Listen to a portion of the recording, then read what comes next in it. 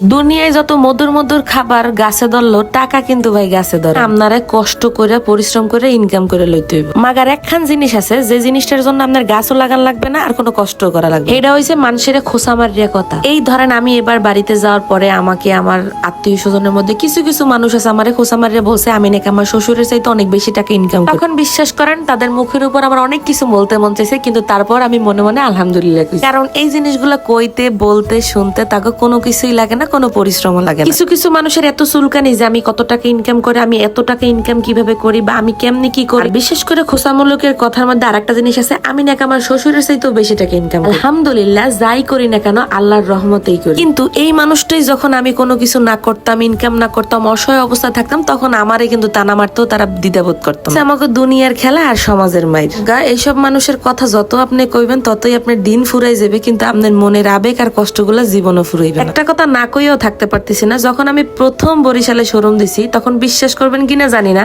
আমার আত্মীয় স্বজনের মধ্যে খুব গুটি কয়েকজন মানুষ যারা আছে কিনা আমার দোকান থেকে কেনাকাটা করছে। কিন্তু তারপরও আলহামদুলিল্লাহ দিন শেষে কিন্তু আমি মিম ঘুরে দাঁড়াইছি। কত মানুষ কত টানা দিছে, যখন আমার দোকানটা আমার সারা লাগছে পর্যায়ে আমি আমার নিজের থেকে আত্মবিশ্বাস ফেলাই দিছিলাম যে না ভাই আমার দ্বারা কিছু হইবে না, আমি কিছুই পারবো না। আলহামদুলিল্লাহ তখন আমার জীবনে এমন এমন কিছু মানুষ আসছে যারা আমাকে সব সময় ধমক দিয়ে হোক শাসন দিয়ে হোক আমাকে সবসময় বুঝাইছে আমি পারবো, করতে পারবো, ইনশাল্লাহ হবে। আমি অবশ্যই বলতেছি না যে ভাই আমি একটা সফল ব্যক্তি, আমি সফল কিছু করছি, আমি এখনো ব্যর্থ। ওই যে আমি কইলাম আমারে নিয়ে যাদের অনেক চুলকানি, ঢাকায় আসছি, নিউ মার্কেটের মতো জায়গায় থাকতেছি, কিভাবে থাকতেছি, কেমনে দোকান দিছি, আবার কি শুরু করছি করেন, এত প্রশ্নের উত্তর আমি গনে গনে না দিয়া আজকের ভিডিওর মাধ্যমে কইয়ে দিলাম। আমার দুর্বলতা কি জানেন, আমি মানুষের মুখের উপর কিছু করতে পারি না, আমি মানুষের আছে না মানুষের পিঠ পিছে অনেক কিছু করতে পারি না। এই সমস্ত কথা বাদ দিয়ে এখন চলে আসি মূল ভিডিওতে।